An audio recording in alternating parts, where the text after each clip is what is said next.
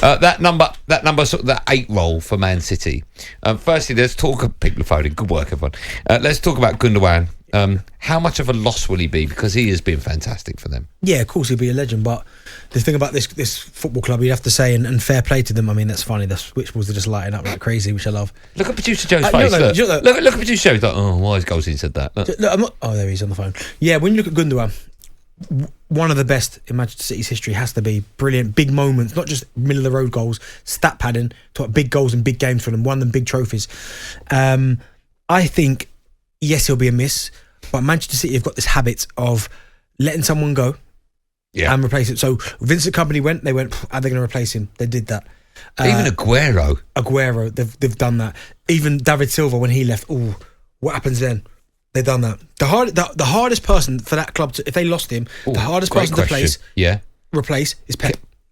Okay, yeah, great answer. I thought you were going to say Kevin De Bruyne, but you're right. He's the one. No, even De Bruyne, I think they could find somebody. You're right. He's the only one. If they lost him, you go, ooh, what happens now? But Gundogan goes down a Manchester City legend for sure. And what I like about him is that you never hear no fuss about him. He's always quite under the radar. We're always talking about Haaland. We're talking about De Bruyne. We're talking about John Stones. We're talking about Rodri. He always seems to just kind of get on with his business, go under the radar. Yeah. But what he's done for Manchester City since he's been there since 2016. Pep's for signing, right? Yeah, 2016. I mean, it cost 27 million euro. That was it. I like to work in euro. 27 million euro. Why are you working in euro? I like to. So. Right. You didn't even put the S on the end. 25 million euro. That's what I thought. I like that. Yeah, that sounds quite good. Yeah. But yeah, value for money. In fair, they got him cheap. Now he's gone out the door. Without a doubt. They've got him cheap. Yeah. So what happens now? Does Foden maybe play that role? Does Kovacic sit in that position? Kovacic looks like the one that would play that 8 role. But the most obvious one that would have been, but clearly he probably didn't want to go to Manchester City, because I think if he had done or he wasn't sure, they would have stumped up the 100 million, and that's Jude Bellingham. As a number 8, he would be perfect for that Manchester City team. But he obviously, and I can understand it, he had his heart set on going to probably the biggest team on the planet. So in a scenario like that, right? Because obviously Man City don't want to look silly. Not that anyone would say they look silly if they put in a bid for Bellingham and he chooses Real Madrid. But do you think the reason they don't is because they just find out whether or not he'd be interested? Yeah, of course. Once they know that he was leaving Dortmund, they'd probably test the waters. I'm sure they all did. I'm sure United did. I'm sure Liverpool did. Well, Liverpool did try to, but of course it was too much. Arsenal did, Chelsea. I'm sure they all did it. Right. And he probably went, nope. Or he might have even said to them, listen, thanks for that, but I've got my heart set on going to Real Madrid, and it doesn't really matter what you're prepared to pay. Right, okay. My heart is on, because it almost feels like he just gone to Real Madrid, doesn't it? Yeah, and no one really went for him. No, yeah, but I'm sure if he'd have said to Manchester City, I'm interested in that. What have you got? They would have pushed the boat out. So, okay, who is going to replace him? James Maddison. We were talking about this in the meeting. I love James Maddison. His numbers are fantastic.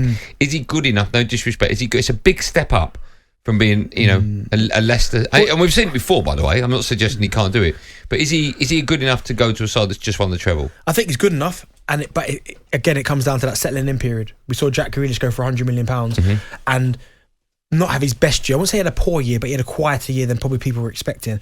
People were quick to try and write him off and say, waste of money, he's done. Second season comes back, better, they win the treble. And he was a vital part of why Manchester City was so good this year. I think Maddison goes there. Yeah, it might take him a bit of time to adapt, because I think it does in Pep's system. But I'm sure once he got it, I'm sure he'd be more than fine to play at Manchester City. He's got the quality, he's got the technique, he's got the ability, he can run, he works hard, he can see a pass. There's no reason why he couldn't do it. There's quite a lot of players. You mentioned James Ward-Prowse, Harvey Barnes, James Maddison's, and nothing's really happened yet with these players. Why is that? I always get frustrated when my club don't do their business early. What I want in an ideal world is all the players in just before pre-season starts, and then you get them going. Right. Why? What's going on here? Well, it could be a number of things. It could be the clubs that, like James Maddison might already know where he's going, for instance, but the club might wait to the very last minute to try and nick him for a lesser price, and they'll wait, and if they can't get him for the price they're trying to get him for, then they'll just pay the money that they've got to pay. So I expect that to get done. Harvey Barnes, he's probably looking at best options for himself. Do you know what I mean? Where's he going to fit in? Where's he going to play? That's vital. Ward-Prowse is the weird one, because, but I said it wouldn't surprise me. And yes, I think he's a Premier League player. Not I think he is a Premier League player, but because he loves that football club that much. That's his football club. It's a bit like Matt Letizia, right? Same club, same situation. Yeah. Very strange. But for whatever reason, Letizia didn't want to leave. Ward-Prowse might go, do you know what? All the options that are on the table, and there might be ones. But will he not learn from that? I mean, I thought Matt Letizia was a ridiculously incredible player. But he could have got to another level had he gone to a bigger club. It was United in Philadelphia. I think it was Chelsea that were very close to getting him. But if Ward-Prowse hasn't got these on the table, say he's not got a Newcastle, he's not got the top-end Champions League clubs, and he say he's got... By the way, sorry, and Spurs as well, they were very close. Just say he's got teams that have just come up, like Burnley, for instance, have just got promoted out of the Championship, these type of clubs, or ones that have just survived relegation, he might go, well, no, I don't want to be in that same situation again, so I'm better off staying where I'm at.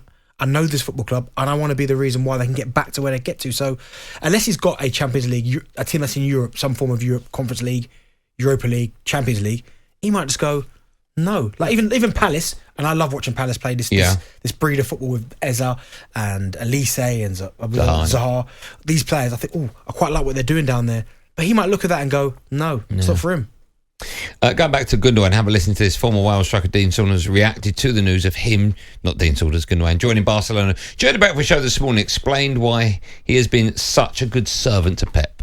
What a player. I wouldn't say irreplaceable, but not far off. I mean, his football brain and it's just, you can't press him. You try, he's one of them players, you have to drop off. He's that good on the ball, but it's a blow for Man City, but it's probably been his ambition, and he's mates with Pep Guardiola. He lives next door to him.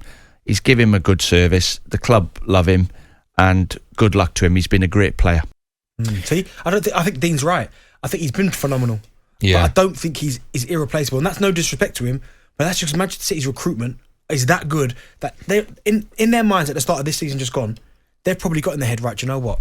Who might we lose at the end of the season? Bernardo Silva, Gundogan, Laporte. These are players we might lose. So let's start getting things in motion first. They got Kovacic in early doors, didn't they? Well, that's one. Yeah. I think they're going to get Gvardiol. So that's Laporte. That's two potentially done. Just need one more. Yeah. So it's ridiculous, isn't ridiculous. It? Yeah, other clubs should don't. talkSPORT Drive with Andy Goldstein. Monday to Friday afternoon from 4 on AM, on DAB, via the talkSPORT app and on your smart speaker. talkSPORT.